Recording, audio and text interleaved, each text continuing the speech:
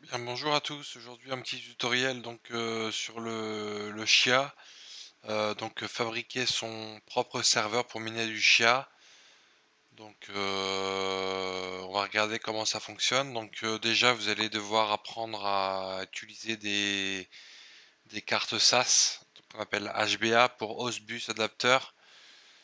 En fait, c'est une carte SAS, ça va vous permettre de connecter beaucoup de disques jusqu'à 8 disques en fait par carte SAS.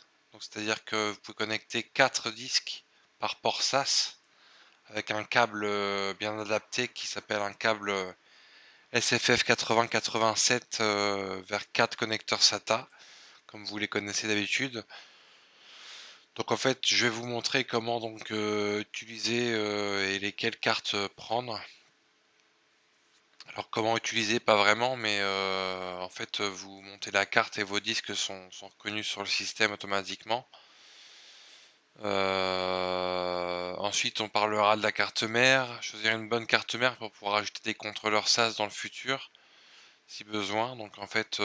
Simplement vous pouvez, enfin, c'est important de choisir une bonne carte mère dès le départ avec des slots PCI Express 2.0, donc version 2 x 8. On verra un petit peu les subtilités par rapport à ça. Et de base aussi, si votre carte mère elle peut avoir des ports SAS ou SATA en nombre, ça peut être sympa aussi pour pouvoir connecter des disques et éviter de multiplier trop les cartes SAS HBA.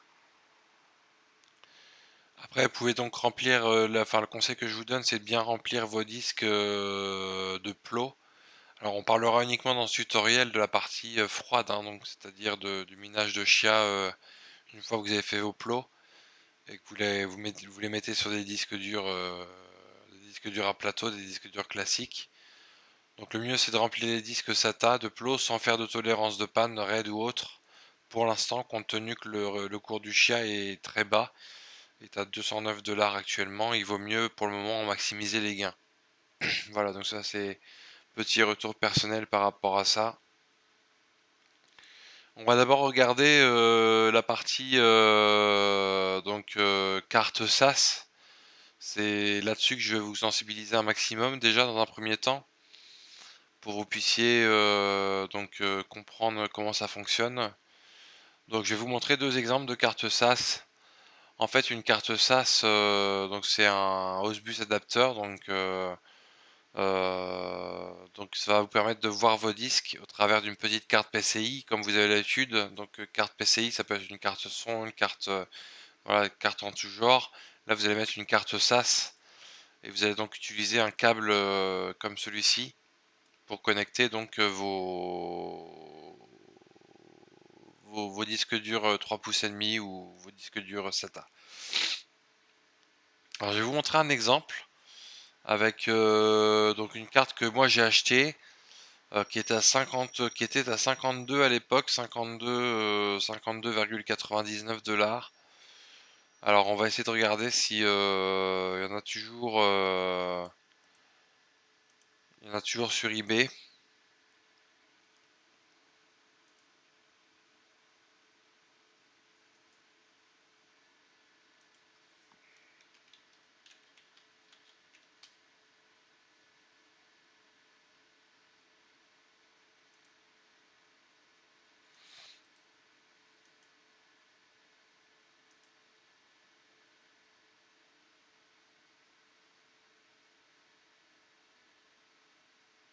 Donc là, vous en avez pour tous les prix un peu, hein, des cartes, voilà.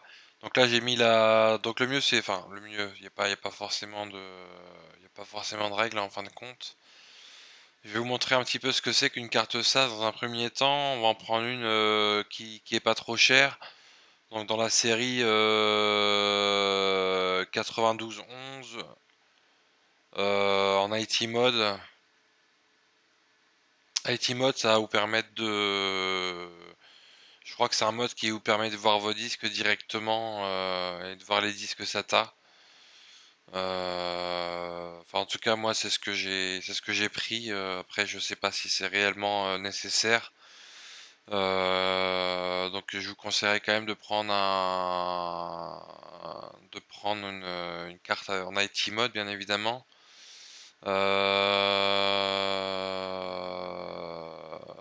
Donc là, au niveau des prix, il y a un peu de tout, j'ai envie de dire.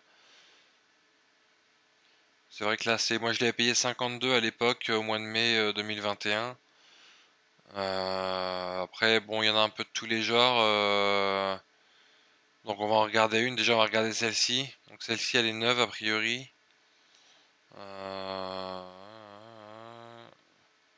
Moi, je l'avais acheté d'occasion.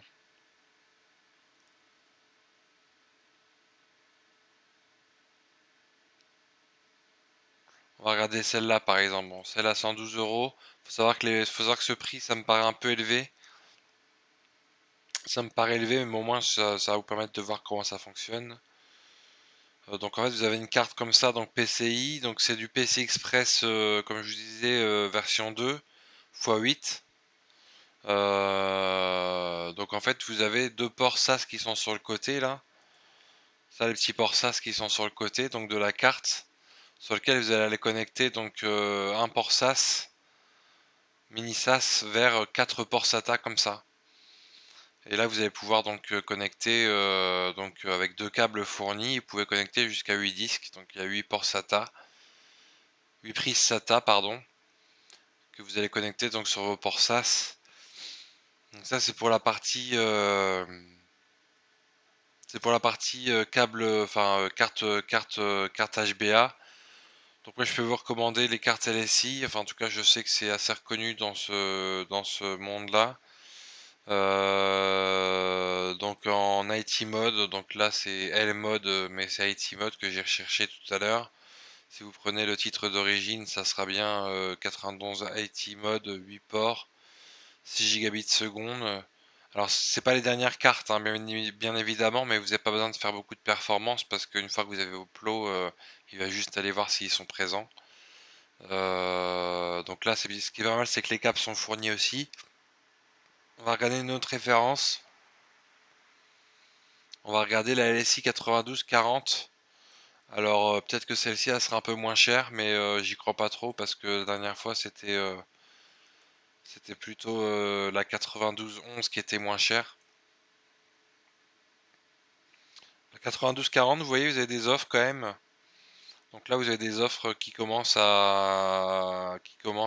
bah, il y en a pas mal. Il y a du Dell ou il y a du LSI. Je pense que c'est sensiblement pareil. Alors là, vous avez du Dell 9211 comme on regardait juste avant. Et là, vous avez du LSI 9240. Donc du LSI 9240 en IT mode, 71 euros. Voilà, c'est un peu moins cher déjà. Et ça fera tout aussi bien le travail. Du moment que vous avez des ports SAS, c'est que la carte est en IT mode pour pouvoir voir vos disques SATA. Et que vous avez bien les petits câbles qui vont avec. Donc je répète, au niveau des câbles, bien prendre des câbles mini SAS SFF 8087 vers 4 connecteurs SATA. Si jamais vous achetez pas les cartes avec la câble, si jamais vous achetez pas les câbles avec la carte, pardon. Donc voilà, ça c'est pour la partie carte HBA. Donc voilà, vous avez vu comment ça se présente. Il y a rien de très très sorcier.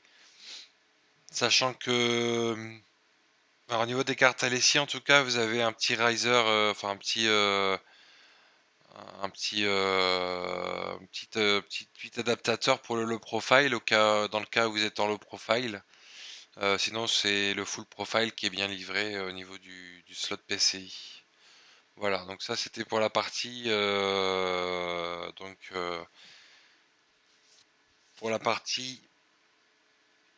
HBA, donc connecter plusieurs disques durs dans un système. Alors voilà, là, donc il y a une petite capture d'écran pour montrer que la carte est bien en. Alors ça, c'est du 9211, mais bon, après ils vendent ça comme du 9240 en IT mode.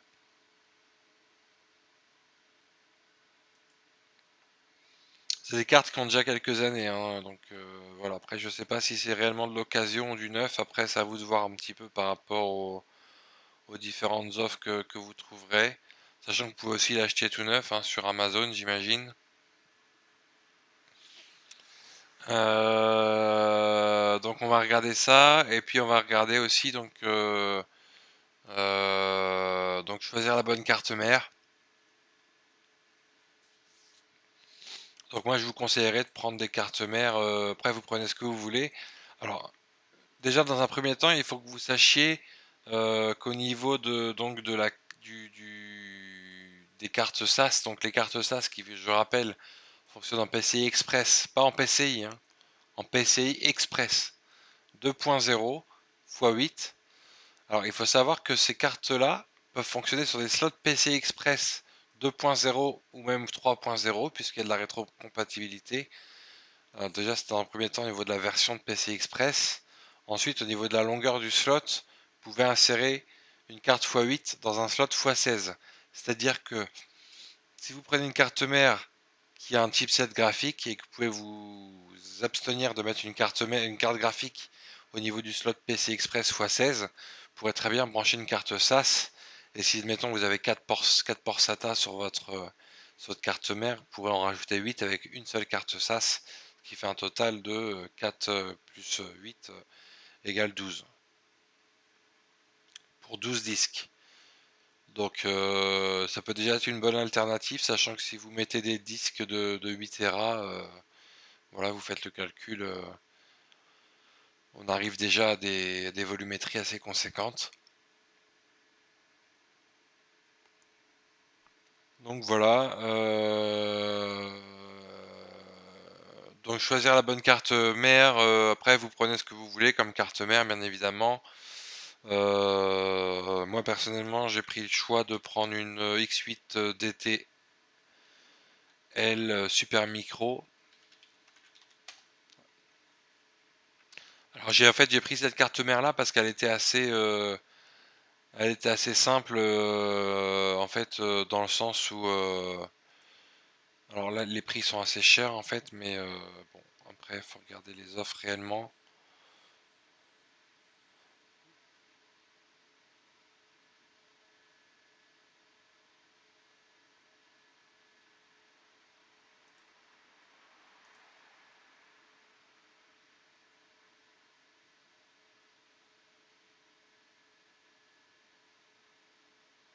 Là par exemple vous avez une bah, c'est pareil, par contre c'est États-Unis, donc il y aura beaucoup de frais de.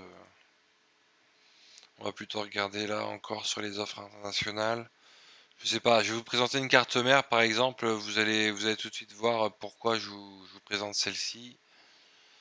Moi j'ai pris celle-ci parce qu'en fait donc vous avez le choix d'avoir plusieurs processeurs. Bon, ça après ça vous regarde.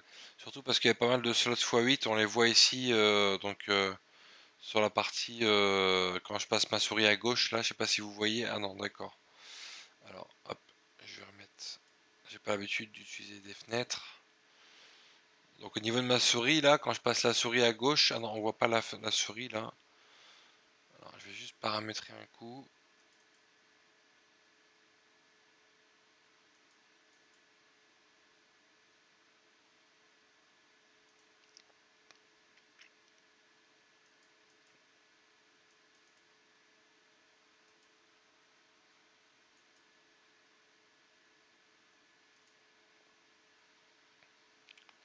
Donc bon, on voit pas ma souris, on voit pas mon curseur, mais en gros voilà, donc là tous les petits slots en dessous du slot x16 là noir, les trois slots noirs, c'est les slots PCI Express, donc y compris le premier. Donc le premier est un x16.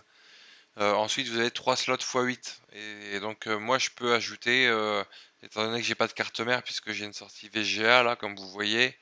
C'est une carte mère qui date de 2008 celle-ci, hein, donc elle est assez ancienne mais elle fait le travail pour l'instant encore. Donc là, vous pouvez ajouter jusqu'à potentiellement, hein, je dis bien, même si après, je sais pas s'il y a réellement les écarts qu'il faut entre les slots.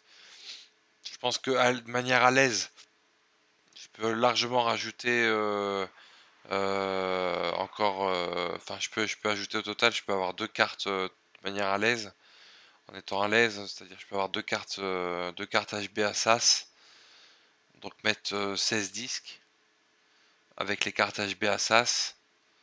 sachant qu'en réalité je peux en ajouter 4, mais est-ce qu'il y a assez de place entre les deux, je sais pas. Et je sais pas si vous voyez, mais il y a quand même pas mal de ports, il y a quand même pas mal de ports SATA et pas mal de ports SATA en fait. Donc vous avez les ports SATA en bleu là qui sont les ports internes de la carte mère. Et vous avez un petit chipset dédié qui est un chipset encore une fois SAS, mais directement intégré à la carte mère qui vous permet de connecter donc 1, 2, 3, 4, 5, 6, 6 ports en bleu. Et 1, 2, 3, 4, 5, 6, 7, 8 ports sur les ports noirs donc qui sont gérés par le petit chipset SAS intégré à la carte mère. Voilà. Donc là on les voit bien les ports PCI Express. Donc après vous prenez ce que vous voulez au niveau de la carte mère, sachant que sur une carte mère basique, même une carte mère gaming, vous pouvez très bien brancher une carte SAS en x8, parce que c'est souvent comme ça que ça se présente sur le format. Vous pouvez très bien la brancher sur un port x16. Voilà. Ensuite, on va remettre le texte. Donc, dernier conseil, remplir les disques SATA de plots sans faire de tolérance de panne ou autre. Donc, bien évidemment, le conseil est à prendre à l'heure d'aujourd'hui, sachant que le cours du Chia est très bas, 209 dollars USD. Il vaut mieux pour le moment maximiser les gains. Ça, c'est le conseil, retour sur investissement, si vous voulez faire un retour sur investissement. Essayez de ne pas faire forcément de tolérance de panne. C'est-à-dire que vous mettez un disque par un disque et puis vous mettez vos plots disque par disque. Si vous perdez un disque, bien évidemment, il faudra refaire des plots. Après, essayez de voir. Bon, ben, je pense que bon, perdre un disque, refaire des plots, c'est pas forcément la mer à boire. Donc, à voir selon ce que vous voulez réellement faire. Moi personnellement, j'ai arrêté de faire de la tolérance de panne du RAID avec mes disques. J'ai tout cassé et j'ai refait des plots de poule avec donc un disque par un disque en mettant des plots sur chaque disque de manière individuelle. Voilà, bah écoutez, donc vous avez eu les conseils. Ensuite, bah, essayez de voir donc pour les cartes SAS, si vous n'avez pas l'habitude de travailler avec ça, éventuellement un petit tips, il faut désactiver la carte dans le BIOS, il faut la désactiver au niveau de quand vous faites CTRL-C, quand vous bootez, quand la carte SAS boot. Vous pouvez, si vous avez des difficultés à booter ensuite sur une clé USB par exemple, pour installer les systèmes, etc. J'ai perdu du temps là-dessus la dernière fois. En fait, il faut simplement désactiver le boot, la prise en compte du boot sur la carte SAS. Et après, bon ben, vos disques ils restent bien détectés par le système d'exploitation. C'est le principal. Et voilà. Donc, pas de souci là-dessus. Les drivers, donc si vous utilisez Windows, c'est du SAS 2008. Donc c'est assez bien intégré au niveau de Windows de mémoire. Sinon sous Linux, bah, c'est détecté tout de suite. En tout cas pour ces cartes LSI. Voilà, bah écoutez, je vous souhaite à tous un bon minage et puis bon courage à tous. Au revoir.